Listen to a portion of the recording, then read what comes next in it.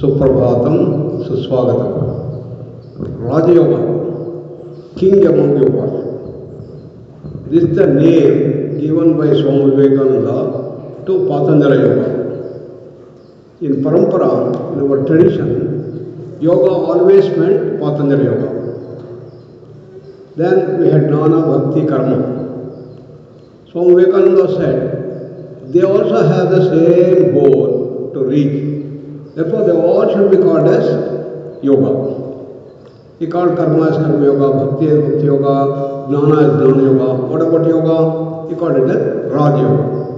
That's how we have 4 streams. Jnana yoga is the path of intellect. How to use analysis, power of analysis, to go deeper and deeper to the very source from where intellect emerges. Bhakti yoga is the path of emotions, to gain mastery over the emotions. How to move from our normal grass, asuri sampat to daivi sampat, and get into the phase of bhakti and sabada sakshatkara and nirguna sakshatkara with the highest level of moksha. Karma yoga teaches very great secret as to how you can convert every action into a yoga. Sitting, standing, eating, drinking, urinating, excreting, everything can become a yoga. And Karma Yoga gives that secret. Whereas Raja Yoga is the path of willpower. We all have that willpower. And we must use that willpower to go in the right direction. Yoga, as you know, is to rise from our normal level to become great, super, divine human beings. So that needs a transformation within us. The transformation can occur only when we want to change. If we don't want to change, nobody can change us. Therefore, the first criteria is to use our willpower to change ourselves.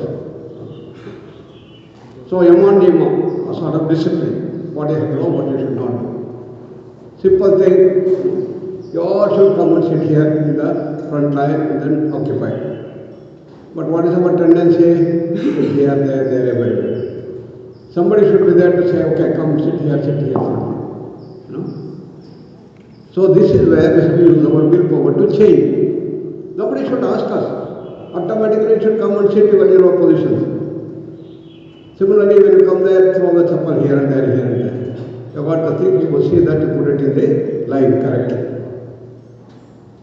These are simple ways by which you use your willpower to change our habits, the wrong habits that we have.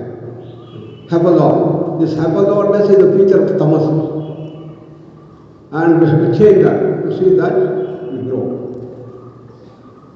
So, Yama and Niyama prescribes these 10 commandments of Patanjali. What are they?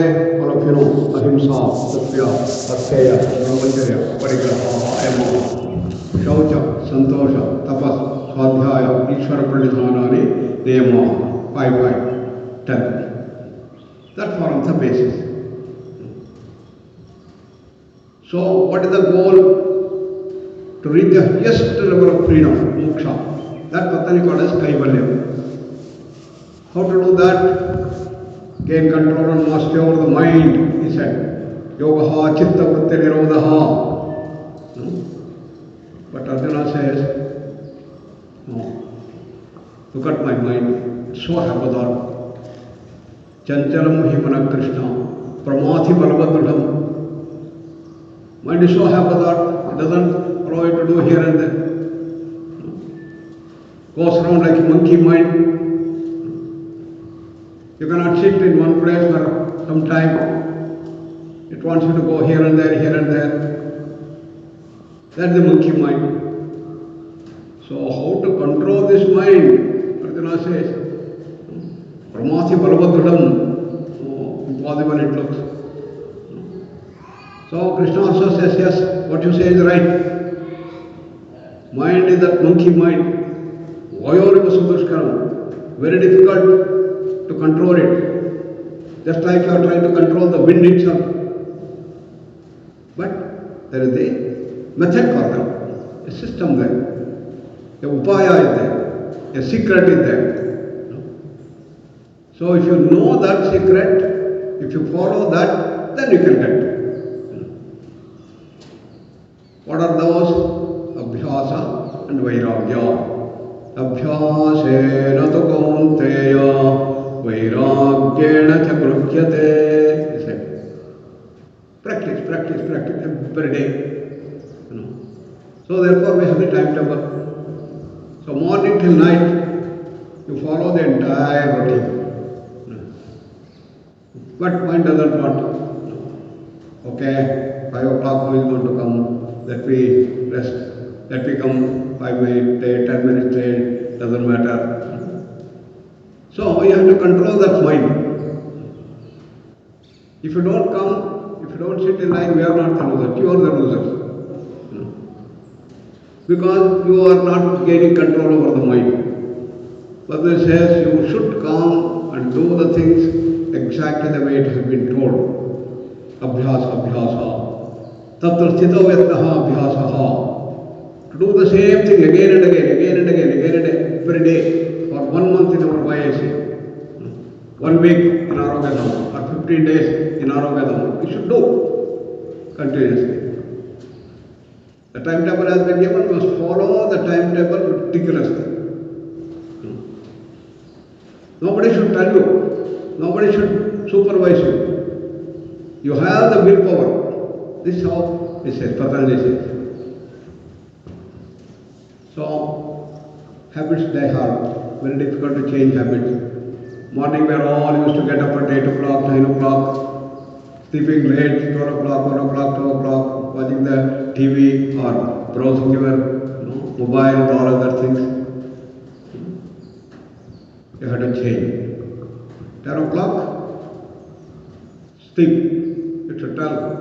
Hey, you go to body, you go to sleep, you must tell. Your willpower, we have the willpower to do that.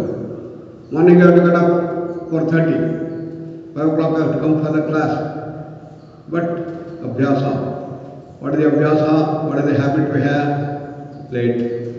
So you are feeling more sleepy. Alarm rings. No? But you say, okay, still half an hour is there now. I need only 5 minutes to watch. So let me sleep for another 20 minutes. And open the eyes, already 7 o'clock. This is the power of tamas, this is the power of abhyasa. That abhyasa has to change. So if you bring the right abhyasa, automatically you get it.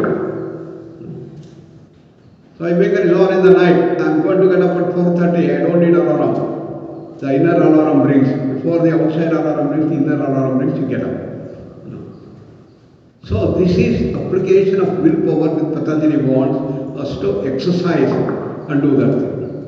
If you don't do that, you don't control over the mind. Mind will continue to be haphazard and will be a monkey mind. Abhyasa, abhyasa, abhyasa. What is the result of that? Vairagya. The habit of senses is always to rush towards their sense object. All the 5 senses we have, they want to rush towards their sense object. Taste. I want this, I want this, I want this, I want this, I want this. My gulab jamun, my rasgulla, my pizza, my FI, all. And if the mind is very haphazard, it is very fast. I want this, I want this, I want this. Very fast. Senses want to rush towards this. I have seen that in the drug addicts. Drug addiction is a terrible thing. So once the drug is taken, you have a big kick, they say. And how long the effect lasts? Maybe 2 hours, 3 hours, 4 hours, 6 hours. Very powerful. Major psychedelic drugs can go on up to 1 day. Then next day, what happens? The mind wants that. I want that, I want that, I want that. Terrible rush. And the mind becomes very fast, very haphazard. If I don't have the drug, I cannot live. So what they do? Take a gun. In America, guns are freely available. You go there to the shop, Everybody knows this fellow is a drug addict and he brings and they have to give. They don't want much money, $10, Because to take one drug, $10 is enough. And they give $10, he'll go away and then drink. But the rush that is there is terrible. So the mind becomes very, very fast, then it shows up in the sense, rush towards object. I want that immediate I want. So you have to observe how fast is our senses rushing towards their object. This gives an indication as to how haphazard your mind is, how fast your mind is, how uncontrolled is your mind. What is to be done? You have to reduce the speed, reduce the rush of the senses, and that is what should happen when you get the control over the mind? Vikataha raga. Senses will not push you toward this thing. No. You have full control over your senses. And when the senses demand, okay, wait. This is how we have to do this thing. These are the two dimensions. So the result of that is the rush of the senses should reduce and you should get control over the senses. Vigataha raga. Raga is attraction. Slavery to the senses should go away. These two things happen. These are the two methods he says. But he says, Arjuna says, very difficult. Then you say, okay, start with the asana, yogic postures. Yoga has become so popular. Yoga means only asana, yogic postures. So start working with the body and gain control over the mind. What is the purpose of doing different asanas? You will engage and use all parts of the body to gain control and mastery over the mind. Use the body to control the mind. That is asana. What should happen? If the mind is haphazard, the body also is haphazard. It cannot sit like this thing. You go on moving. And you cannot sit, you go on changing your position. So that's the first thing is sthira. You make it stable. The monkey mind will become stable. So through the body, you control the mind. Mind is monkey, body also will act like a monkey. So you should control the body, sthira. Asana's first step is, whatever asana you do, sukhasana or Shirshasana or Sarvangasana, sitting poses, standing poses, supine poses, all 24 asanas that you are learning. What is the character? You must make it steady. That's the first step, sthira. So you are doing Sarvasana, Sarvangasana, you want to come down. Only few seconds you cannot keep. Gradually, practice, and see that you are able to maintain.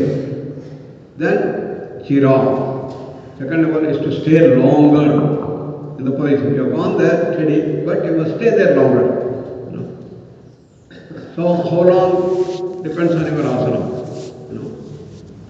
So Sarvangasana, you must reach at least 6 minutes.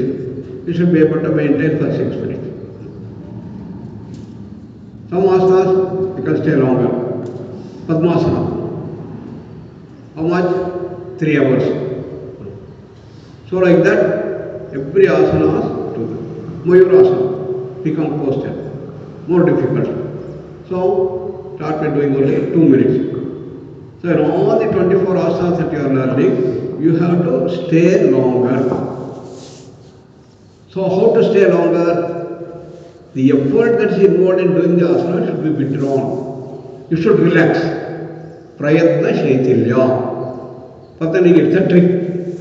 Your prayatna, which is the effort that is there to do this thing, should become less. So you should withdraw the effort. The whole essence of asana is relaxation. Relaxation of every group of muscle should be done. Then what should happen? So you are doing it nicely, sitting there, nicely, you are very relaxed, sitting in Padmasana. Then what happens? Mind starts wandering. Therefore Patanjali says, now Ananta Samapatti. You have to tune your mind to a all-pervasive vision, vast infinite blue sky, or vast beautiful ocean. You can do that. In every asana you come to this stage. First, make it steady, then stay longer, and then tune your mind to that infinite thing. No? These are the three things. So, Patanjali gives only the principle, what is to be done. It's only the Hatha Yoga Pradipika and Guidance Samhita and other Hatha Yoga texts. You have the details of the different things. Patanjali did not mention even one asana name. Padmasana, Sukhasana, Sarvagata, never. Only the Hatha Yoga Pradipika and others it comes. So, it has been classified into all these things, standing postures, sitting postures, prone, supine, topsy-turvy postures, in all asanas, what you have to do, these three principles should be followed. What is the purpose? Control over the mind. Control over the mind is development of our willpower to calm down the mind. So, in gaining control and mastery over the mind, there are two aspects. One is your tamas, laziness, drowsiness, sleepiness, should not be shattered. The mind should become fast, active, brilliant, intellect, and wild. Faster mind, quicker mind, brilliant mind, innovative mind, faster. That is one portion of the gain mastery over the mind. Then the second dimension is to calm down the mind. Calm down the mind, tranquil the mind, silence the mind, deeper silence, and go to samadhi and deeper thing. These are like two wings. Both these things should happen. Therefore, the objective of asanas is to gain control on the mind. So when you do the different asanas, whether this is happening or not, you have to test. Whether you are getting control over the mind, whether you are getting increasing the willpower, all this you have to see. Same thing in all practices, Ashtanga Yoga which he has given. Pranayama, Pratyahara, Dharana, Dhyana, Samadhi, all these things, these two aspects should come. So when you are doing different practices, you must understand why you are doing, what should be the result.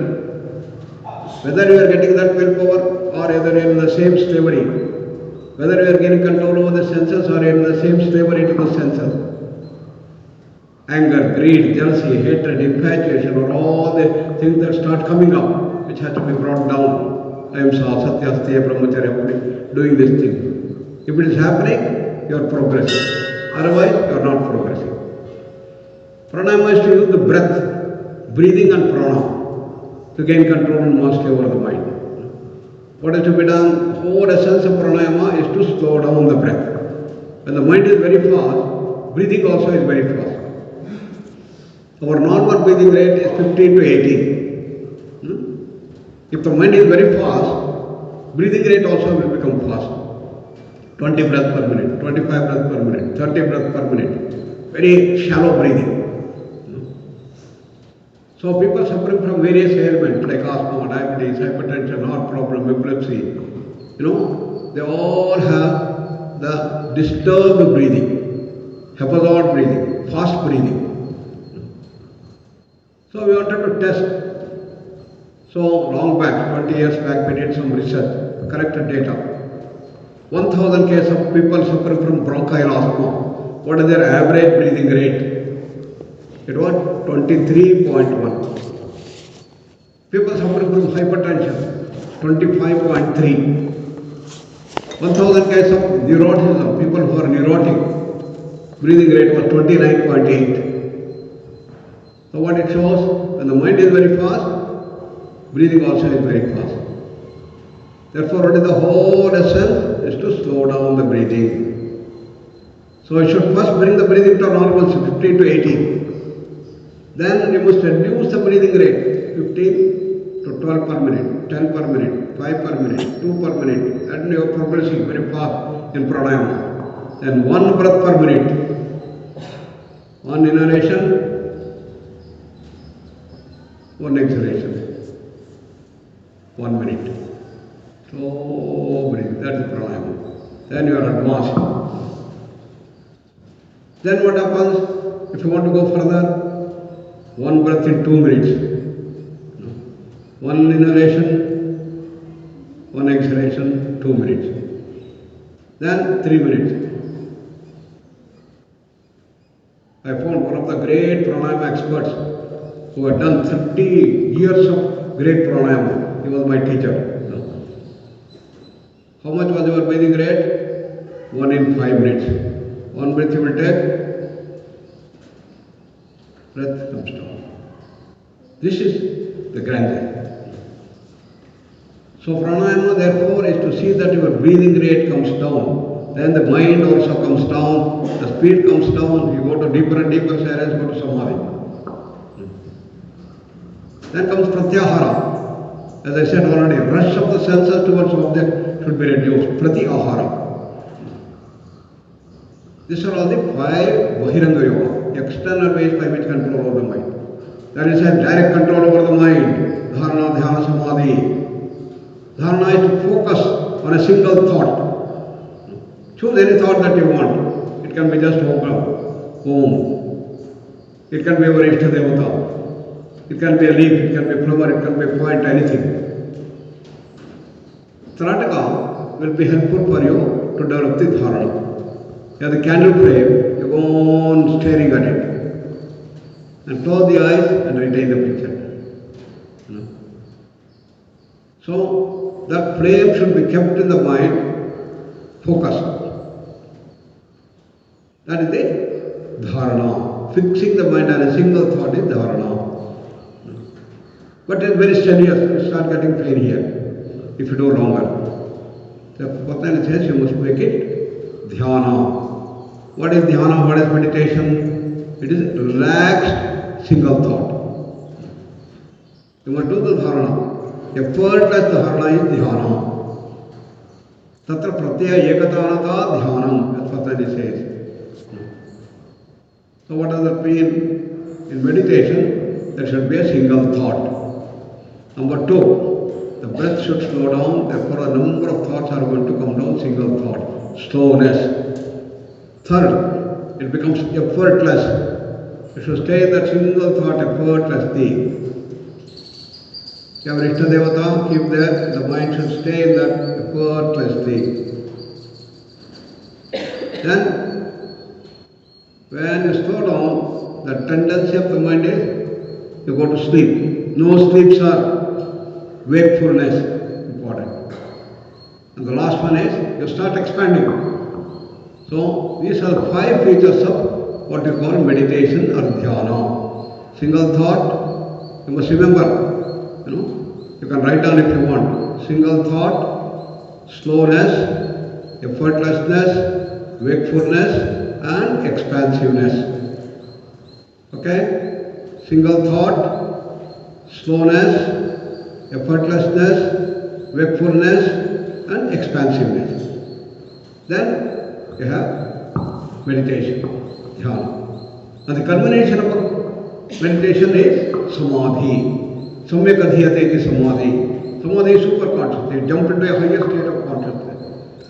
Tremendous happiness is going to come. And samadhi is the goal of Ashtanga Yoga. So, what characterizes samadhi? Again, you become merged with a single thought. Whatever you are meditating on, you become one with that. What is meant by one with that? You forget yourself. You are chanting Om, Om, Om. You become one with Om. The seer is gone. Seer becomes one with the seeing. So go on doing that. That is the samadhi. What is the result of that? Tremendous amount of bliss. And great knowledge emerges. And freedom, power starts coming up. These are the features of samadhi. Now Patanjali says the goal of Ashtanga Yoga is samadhi. But people think samadhi is the end. No. Patanjali talks about 8 types of samadhi. Deeper samadhi, still deeper. Ultimately the kaivalya. Kaivalya is infinite bliss, infinite knowledge, infinite power, infinite freedom. This is the whole spectrum that he gives for Patanjali for the Raja Yoga or Patanjali Yoga. So let us contemplate on that. Now sit straight with the eyes closed. Relax all parts of the body. Beautiful smile on the face. Take a deep breath and slowly breathe out.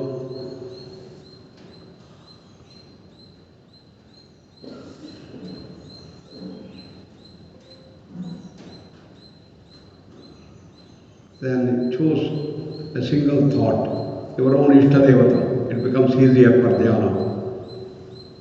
Go on repeating your Ishtadevata japa. Like Hanuman had Ram, Ram, Ram, Ram, he was chanting. Choose your own Ishtadevata mantra.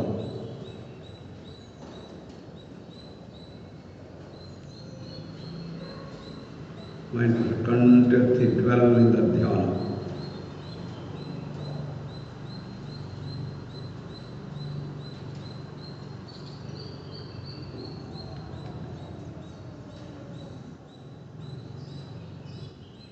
Culmination of that is your sakshatkara. You become one with that thought. That's the process of growth, developing the willpower and move from unreality to reality, from darkness to light, from mortality to immortality. That is Shanti Mantra. Come to Namaskara Mantra.